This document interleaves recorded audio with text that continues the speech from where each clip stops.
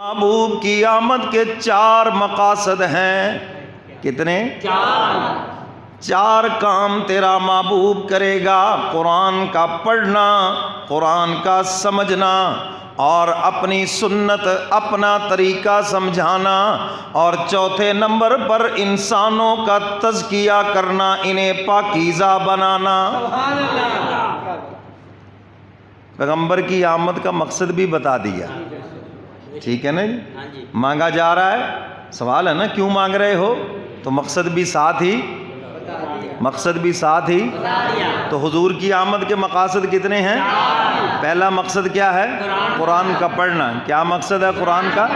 اور دوسرا مقصد قرآن کا سمجھنا، اور تیسرا مقصد حضور علیہ الصلاۃ والسلام کا طریقہ، حضور کی سنت، اور چوتھا مقصد تزکیہ نفس کرنا۔ کیا کرنا؟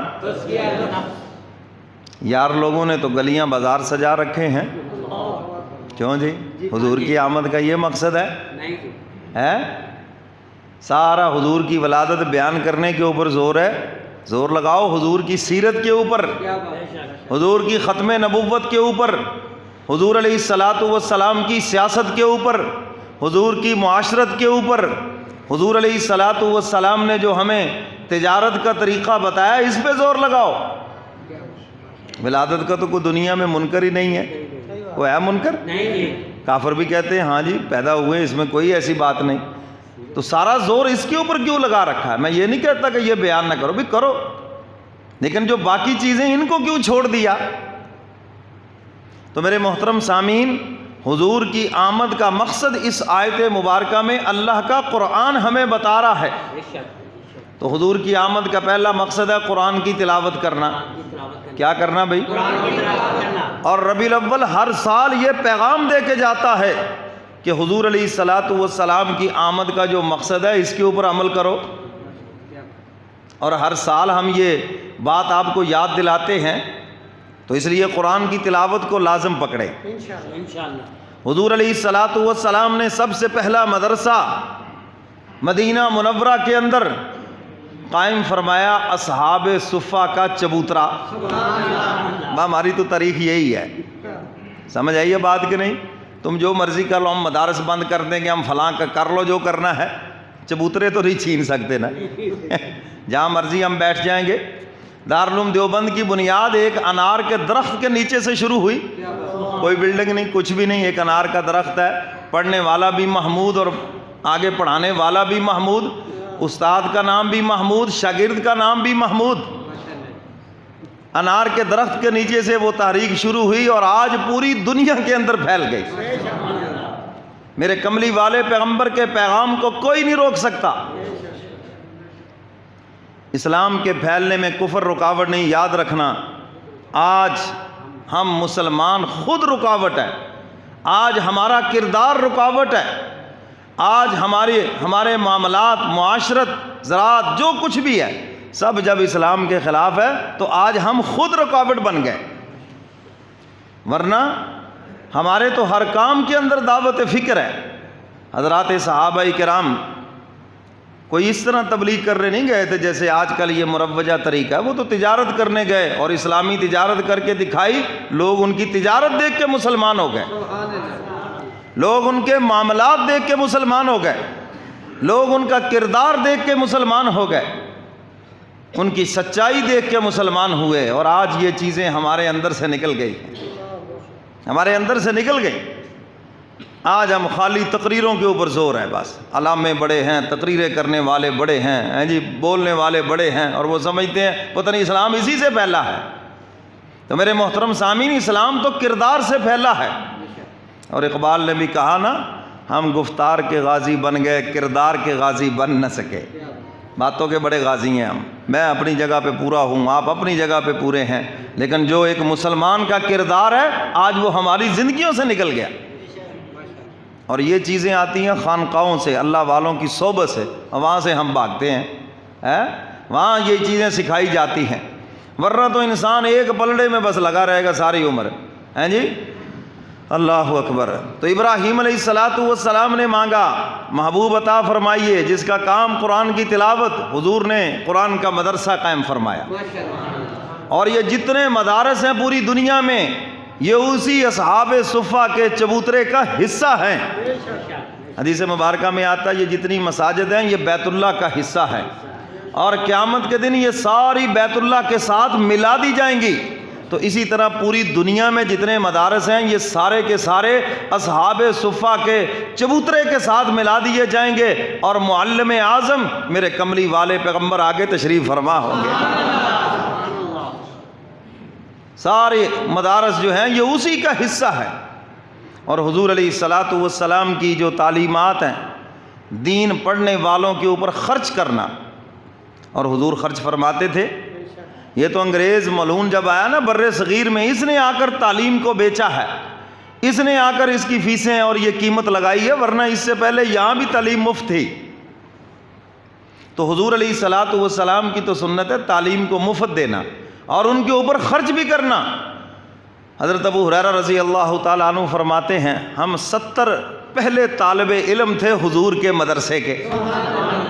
کہہ دو سبحان اللہ، اللہ اکبر۔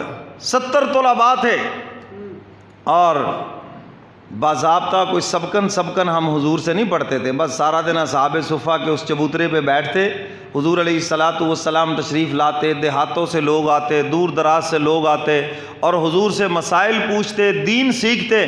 وہ حضور سے پوچھتے، حضور بتاتے تو ہم بھی یاد کر لیتے۔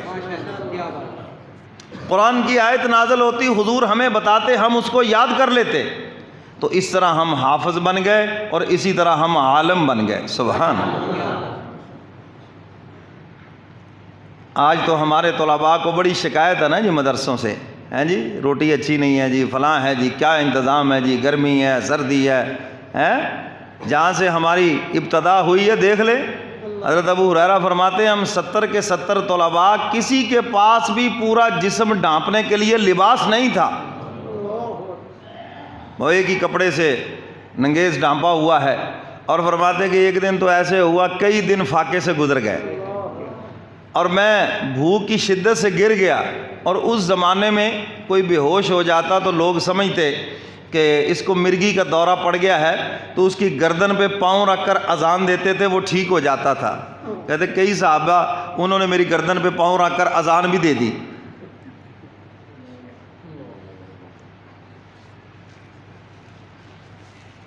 سیدنا صدیق اکبر رضی اللہ تعالیٰ عنہ آئے، انہوں نے مجھے دیکھا ابو ہریرہ گرا پڑا ہے، تو انہوں نے بھی یہی سمجھا۔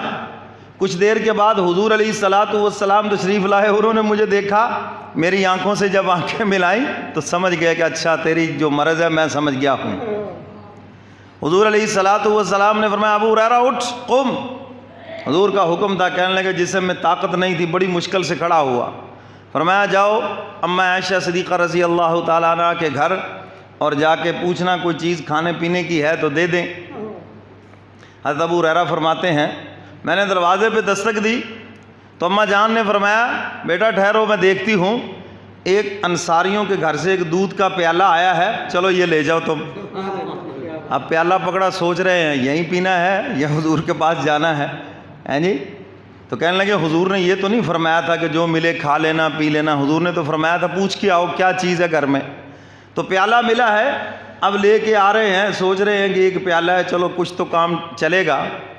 جب حضور کی خدمت میں پہنچے، حضور علیہ الصلاۃ والسلام نے فرمایا ابو ہریرہ پیالہ ادھر رکھو، اور جو تمہارے ساتھ وہ تمہارے ساتھی ہے نا 70 طلباء، ان کو بھی بلا کے لاؤ۔ ابو ہریرہ فرماتے ہیں حضور کا حکم ہے بلانے جا رہا ہوں، مگر دل میں یہ خیال آ رہا ہے کہ ایک ہی تو پیالہ تھا، مجھے دے دیتے بس، چلو میرا ہی کچھ بنتا، 70 تو گھونٹ بھی نہیں ہے اس میں۔ تو خیر حضور کا حکم تھا، میں بلا کے لے آیا، اور سب جب حضور کی خدمت میں پہنچے تو حضور نے فرمایا سب کو ایک لائن میں کھڑا کرو، ان کو لائن لگاؤ ان کی۔ اب ان کو لائن میں کھڑا کر دیا۔ حضور نے فرمایا ابو ہریرہ، ہاتھ میں حضور نے لیا وہ پیالہ نبوت والے ہاتھ میں، اور لے کر فرمایا ابو ہریرہ اب دائیں طرف سے شروع ہو جا ان کو پلانے کے لیے۔ حضرت ابو ہریرہ نے پہلے کو پکڑایا، اب چونکہ وہ ساتھی بھی ہے، آپ کو پتہ ہے نا کلاس فیلوں سے بلا تکلفی بھی ہوتی ہے، دھیان رکھیں پیچھے ایسی بھی ہیں، یہی کہنا تھا نا کہ اپنا بھائیوں کا بھی خیال رکھنا بھائی، حضور علیہ الصلوۃ والسلام نے پیچھے سے منع فرمایا، ابو ہریرہ مت روکو، پینے دو اس کو نبوت کے ہاتھ لگے ہیں۔ آپ کہتے ہیں نا کسی کاریگر کے ہاتھ لگے ہیں جی، اس کو یہ ایسے نہیں ہے، یہ کسی کاریگر کے ہاتھ لگے ہیں، کسی استاد کے ہاتھ لگے ہیں، کہتے ہیں یہ نہیں کہتے؟ تو یہاں پر نبیوں کے سردار کے ہاتھ لگے ہیں نا۔ حضور نے اپنے ہاتھوں میں پکڑ کے فرمایا کہ ابو ہریرہ پلا اب ان کو، خوب پیٹ بھر کر پیا، دوسرا تیسرا آخر تک پلاتے گئے۔ ابو ہریرہ فرماتے جب میں نے 2-3 کو دیکھا نا، انہوں نے خوب پیا اور ذرا سا بھی وہ دودھ نیچے نہیں ہوا، میں نے کہا بس اب کام بن گیا ہے، اب کبھی نہیں ہے۔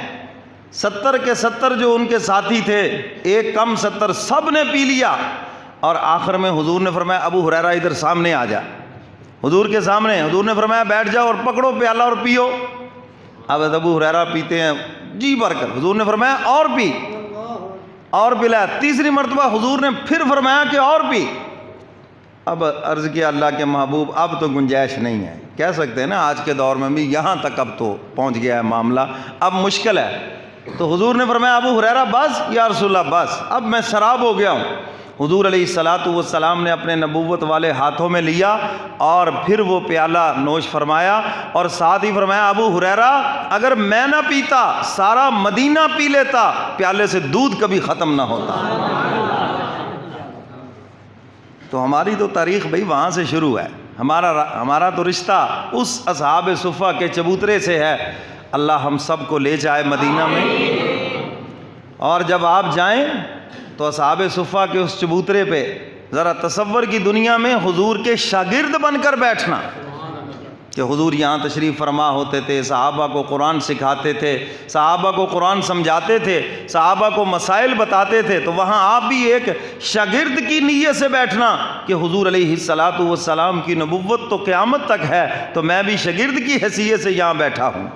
اور حضور نے فرمایا میں تو معلم بن کر آیا ہوں، معلم۔ جب آپ معلم ہیں تو ہم سارے حضور کے شاگرد ہیں، ہم سب حضور کی روحانی اولاد ہیں، اور آپ ہمارے روحانی باپ ہیں، ہمارے حقیقی باپ سے بھی کروڑ گنا زیادہ آپ کی شان اور آپ کا مقام ہے۔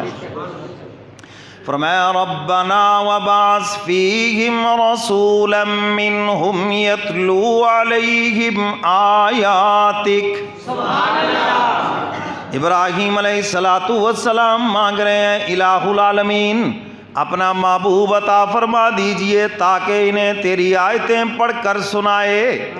ہاں، قرآن کی آیات انہیں پڑھ کر سنائے۔ تو قرآن کا پڑھنا بذات خود مقصود ہے۔ بہت سے لوگ گمراہ کریں گے آپ کو، او جی خالی قرآن پڑھ کے کیا، طوطے کی طرح رٹنے سے کیا فائدہ؟ مقصود ہے، یہ بھی ضروری ہے، اور اس کے اوپر جو اجر و ثواب ہے، ہاں 10 نیکیاں ایک حرف کے اوپر، اور الف لام میم یہ ایک حرف نہیں، یہ 3 حروف ہیں، 30 نیکیاں ملیں گی۔ اور جب رمضان کا مہینہ آ جائے گا تو پھر 70 سے ضرب دے لے، 2100 نیکیاں بن گئی۔ اور پھر اللہ آپ کو لے جائے حرمین شریفین میں، تو وہاں پر مکہ مکرمہ میں جب آپ قرآن کی تلاوت کریں گے تو پھر ایک ایک لفظ کے اوپر 1 لاکھ نیکی۔ سمجھ آ رہی ہے بات؟ حاجی یہاں سے ایمان لینے جاتے ہیں، وہاں سے خیر سے سامان لے کے واپس آ جاتے ہیں، پڑھتے ہی نہیں ہے قرآن، بازاروں میں وقت گزر رہا ہے، پھر رہے ہیں، لسٹیں ہاتھ میں پکڑی، سارا ٹائم بازاروں میں، اور یہاں بازار نہیں ہے، یہاں چیزیں نہیں ملتی۔ تو میرے محترم سامعین، اللہ موقع دے تو خوب وہاں پر عبادت کریں، اور کوشش کریں ایک قرآن مکہ میں پڑھ لیں، ایک قرآن مدینہ میں پڑھ لیں، اور ایک قرآن جہاز میں فضا میں آتے جاتے وہاں پر بھی ایک قرآن کی تلاوت کر لیں۔